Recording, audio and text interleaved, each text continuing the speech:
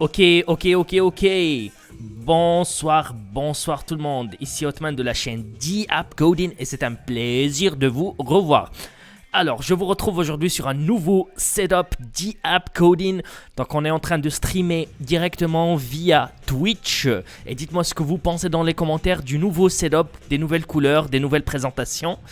Alors, si vous êtes nouvelle ou nouveau sur la chaîne, je vous rappelle que vous êtes connecté sur la chaîne Twitch et YouTube de D-App Coding, la seule chaîne dans le monde francophone où on stream, où on publie des vidéos et des séries, des cours, des sessions dédiées à la technologie blockchain et au Bitcoin. Donc rappelez-vous, on est plein dedans. On est dans la série Introduction au Bitcoin et bien évidemment, nous allons commencer une nouvelle série aujourd'hui, une nouvelle mini-série, qui parle du SegWit. Qu'est-ce que c'est que le SegWit et pourquoi on a mis en place le SegWit dans le Bitcoin comme mise à jour? Et on commence par une introduction avant de passer aux détails dans les sessions d'après. Donc si vous êtes nouvelle ou nouveau sur la chaîne, vous cliquez maintenant sur s'abonner. Ajoutez la petite cloche et mettez un pouce bleu dans l'air si vous êtes sur YouTube. Si vous êtes sur Twitch, je vous invite à me suivre. Comme ça, vous serez notifié avant tout le monde de mes diffusions et de mes streams. Alors, sans plus tarder, on attaque le sujet. Et bien évidemment, vu que c'est mon premier stream sur le nouveau setup, j'ai oublié de connecter la tablette. Mais ça, vous le savez déjà, que je suis maladroit, donc il n'y a pas de souci. On va s'en occuper en 2-3 petites secondes. Et hop. On va tester. Et c'est testé. Donc on peut partir sur notre introduction. Donc cette update a été appliquée en 2017 sur le Bitcoin. Et je pensais vous introduire cette mise à jour et après on ira sur les détails du SegWit, ce que c'est que le SegWit et pourquoi les développeurs ont décidé d'appliquer la mise à jour SegWit. Donc c'était un soft fork à la base et pourquoi on l'a mis en place, c'est parce que le Bitcoin avait en 2017 gagné beaucoup de popularité comparé aux autres crypto-monnaies. Et en 2017, on avait commencé à atteindre sur le bloc la limite du bloc. Donc, les blocs de Bitcoin se remplissaient de transactions et on avait commencé à atteindre la limite que le protocole peut accepter. Mais, donc, les développeurs ont commencé à se poser et à penser à une solution à ce problème. Et c'est pourquoi le SegWit était une mise à jour envisagée et ça a été implanté pour qu'on rajoute plus d'espace dans le bloc pour qu'on puisse donc ajouter plus de transactions. Le SegWit, c'est Segregated Witness, ce qui veut dire en fait le témoin partagé, le témoin divisé. On a partagé les témoins ou les témoins de data du reste de transactions. Segregated Witness. C'est quoi le witness? C'est la signature digitale. Quand vous envoyez une transaction digitale, il faut envoyer une signature digitale avec vos clés privées. Rappelez-vous, c'est ce qu'on avait vu il y a quelques sessions plus tôt. C'est ce qu'on appelle la data witness ou la data témoin. Donc, data témoin. Quand on dit data témoin, c'est tout simplement la signature digitale que vous envoyez avec chaque transaction. Et donc, ce qu'on a fait avec le SegWit, c'est qu'on a séparé cette data témoin entre transactions.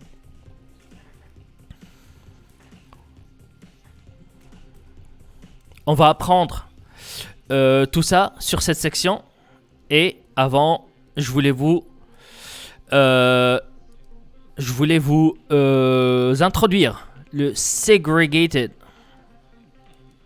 Witness. Donc on prend SegWit. Et SegWit, c'est un fork un peu polarisé. Et tout le monde parmi les développeurs n'acceptait pas. Donc on va comprendre pourquoi les développeurs se sont séparés, ont séparé leur avis entre développeurs qui acceptent le SegWit et développeurs qui ont refusé le SegWit ou qui ont eu du mal tout simplement à l'accepter.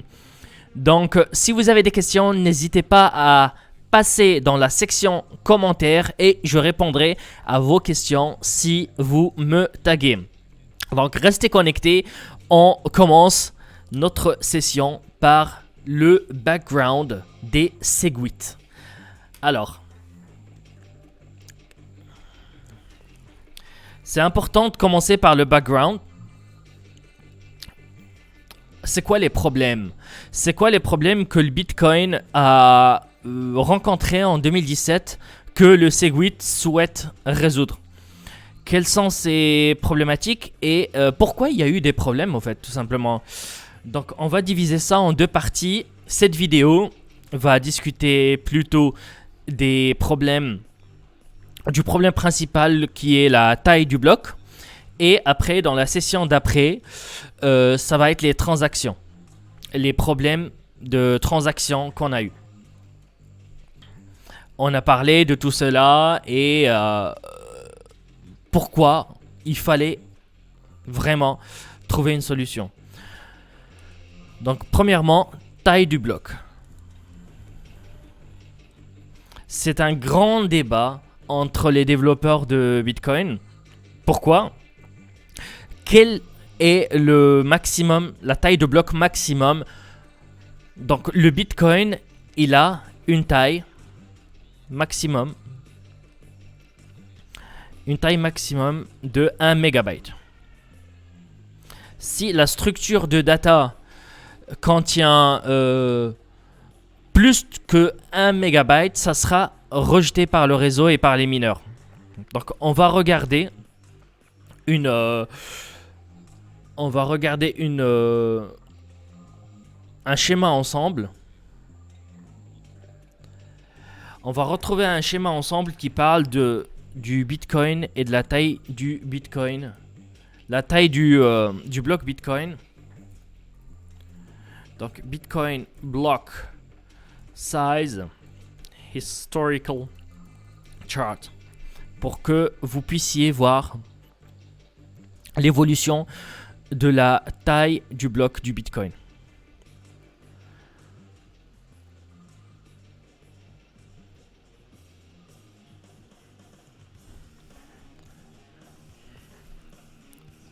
Donc là, vous voyez les dates en bas. Et basiquement, vous pouvez revenir jusqu'à 2009-2010. Vous voyez que la taille était inférieure à 100 000. Et entre 2013 et 2017, ça a commencé à exploser. Donc, on est arrivé à 1 mégabyte, qui est le maximum ici, en 2017. Et pourquoi on est arrivé là? C'est la limite. La limite de la taille du bloc était 1 mégaoctet, ou 1 mégabyte, pardon. Et on ne pouvait pas aller au-delà à cause du protocole. Donc, en 2016-2017, la communauté de Bitcoin a commencé à réfléchir. Les blocs arrivent à être rempli assez facilement et on ne peut pas rentrer plus de transactions dans les blocs, et ce qui fait qu'on aura du mal à valider les transactions et à être profitable. Donc là, on a vraiment touché les 1 méga, comme vous voyez, entre janvier 2017 et juillet 2017. Et donc ce débat a démarré. Pardon. Ils ont réalisé, au fait, les développeurs, que ça pourrait arrêter les transactions Bitcoin.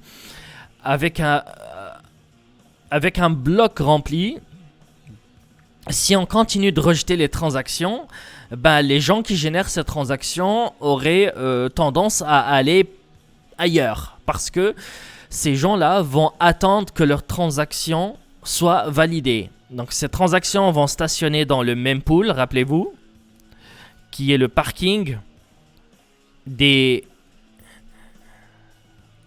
des parkings des nœuds. Et malheureusement, ces gens, il faudrait qu'ils payent plus pour que les mineurs les sélectionnent. Donc, ce qui veut dire beaucoup de frais de transaction. Donc, quand on arrive au maxima, ici, les frais de transaction sont très élevés. Mais aussi, les développeurs avaient peur que le Bitcoin et sa popularité va être freinée.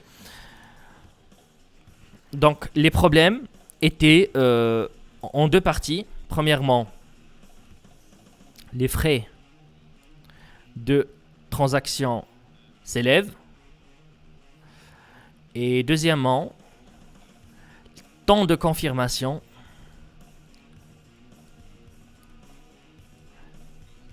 de transaction hop.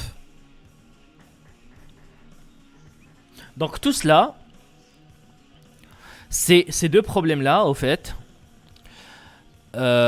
vont générer la conclusion suivante. L'adoption va s'écrouler. Donc ils étaient en face d'un grand problème qu'il fallait résoudre rapidement, vu que de plus en plus de personnes rejoignaient le réseau et de plus en plus de transactions arrivaient sur le réseau. Donc il fallait résoudre le problème du bloc rempli.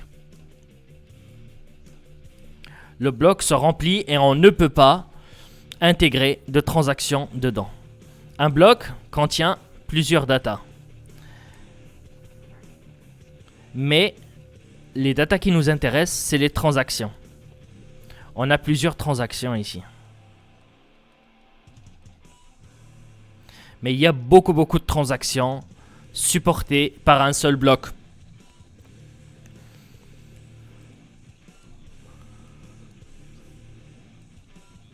Mais après, le problème reste le bloc rempli. Comment avoir plus de transactions qui sont transportées par ce bloc-là? Plus de transactions dans le bloc. Basiquement, tout le monde, ou quasiment tout le monde, était d'accord avec le fait qu'il faut augmenter la taille du bloc pour qu'il puisse absorber plus de data. Alors, après, il y a plusieurs solutions envisageables. Comment on peut augmenter ou résoudre ce problème de bloc rempli? Donc, bloc rempli. Regardons les solutions qui ont été envisagées à l'époque. Premièrement, augmenter 1 mégabyte de limite bloc. Et on passe à 2 mégabytes. Comme ça, on double la taille du bloc. C'était l'argument le plus commun et simple à l'époque. Voilà, on fait ça, on double le truc et on met 2 fois plus de transactions. Mais le problème, c'est qu'il y a plusieurs problèmes liés à cette proposition-là. Sur le long terme, ça sera pas bon et ça sera même pire. Pourquoi? Premièrement, vous avez vu la courbe. Je la remets là. Donc, la taille de bloc a commencé à progresser petit à petit. Ici, c'était exponentiel. Et c'est arrivé au cap de 1 méga en vraiment peu d'années. Donc, si on multiplie par 2, ça va être la même chose. Donc, notre mise à jour ne servira à rien. Pourquoi? Parce que ça va continuer à aller en exponentiel. Et ça va aussi prendre moins qu'avant pour qu'on arrive à 2 mégabytes. Et du coup, on va être confronté à un autre problème, c'est comment augmenter encore la taille du bloc.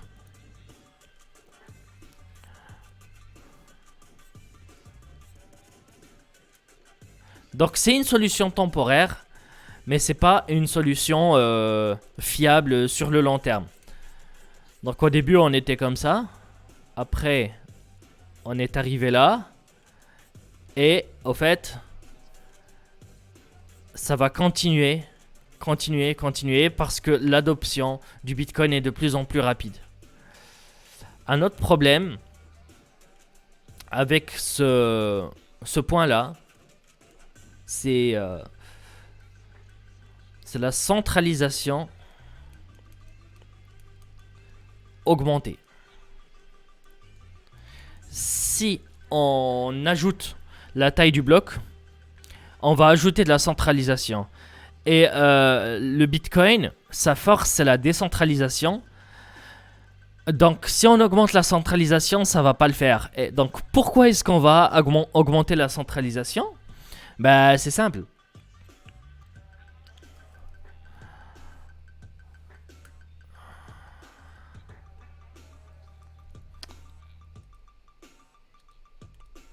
Premièrement, vous aurez besoin de plus de matériel.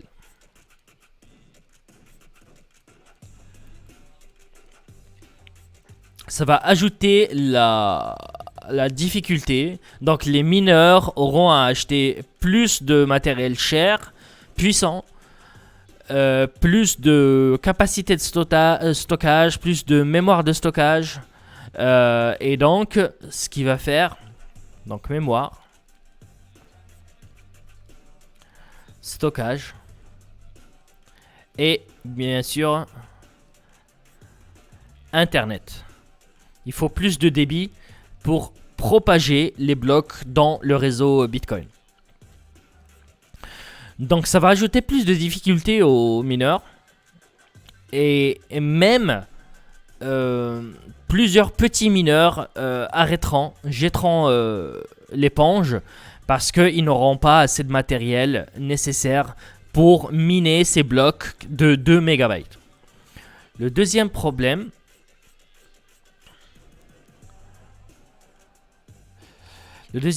qu'on aura avec un système centralisé augmenté, c'est un problème de propagation.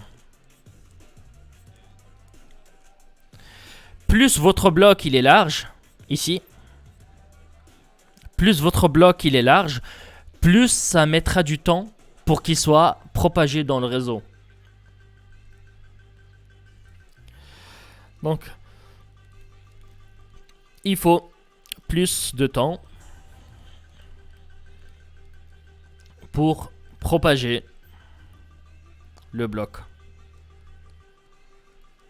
Donc vous avez vos réseaux. Vous avez votre bloc qui arrive, qui vient ici, et après qui va ici, ici, qui se propage. Donc plus votre bloc il est gros, plus il est dur qu'il voyage. C'est un peu ça. Et plus il mettra du temps à voyager dans le réseau.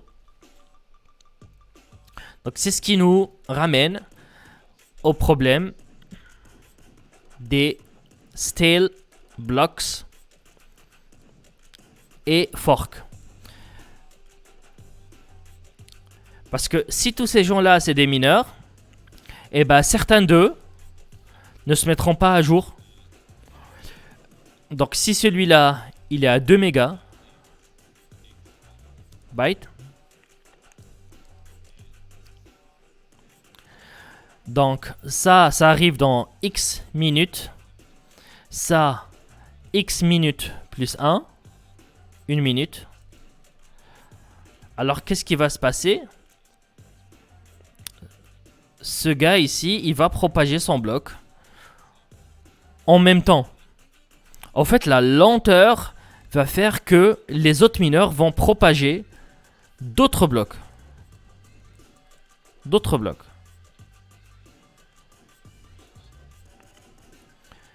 Donc, si ces 2 mégabits étaient inférieurs et plus petits, donc le bloc arrivera ici plus tôt.